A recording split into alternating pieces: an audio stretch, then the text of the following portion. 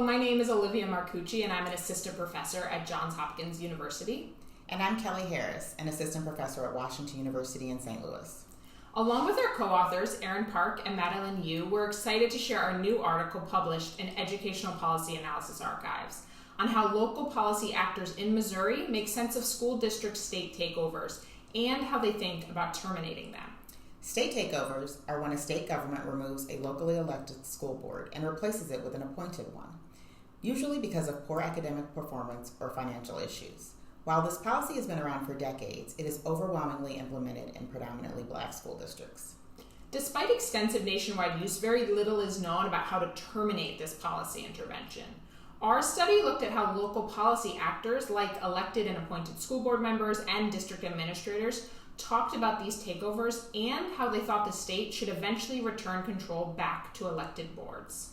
We focused on two ways of talking about the policy: race-evasive narratives, which avoid or minimize talking about race, and race-conscious narratives, which directly recognize how race and racism shape the policy and its impact. To explore this, we conducted interviews with 18 local policy actors across 3 majority black districts in Missouri that had been under state control. While we did not explicitly ask about race, we did ask them about the takeover itself and how they thought the policy should eventually end.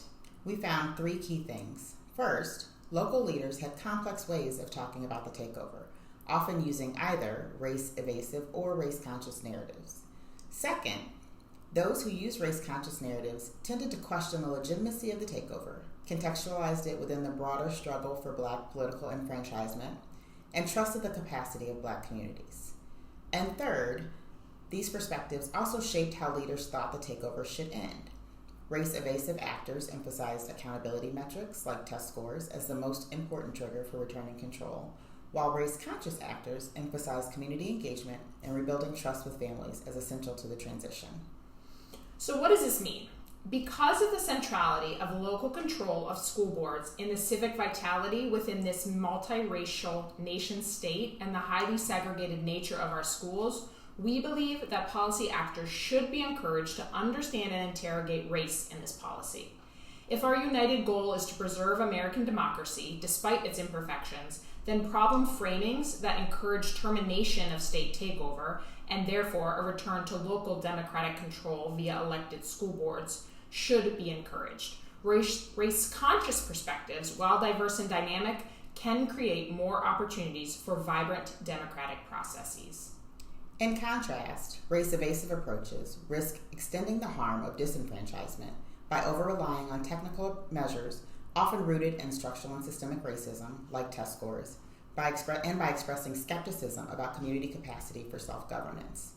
At a time when race-conscious policies are under renewed attack at the federal level, our study shows why they matter. If we want to preserve and strengthen American democracy, returning control to locally elected schools, particularly in black communities, requires intentional race-conscious approaches. Thank you for watching. We hope you'll read our full article in Educational Policy Analysis Archives.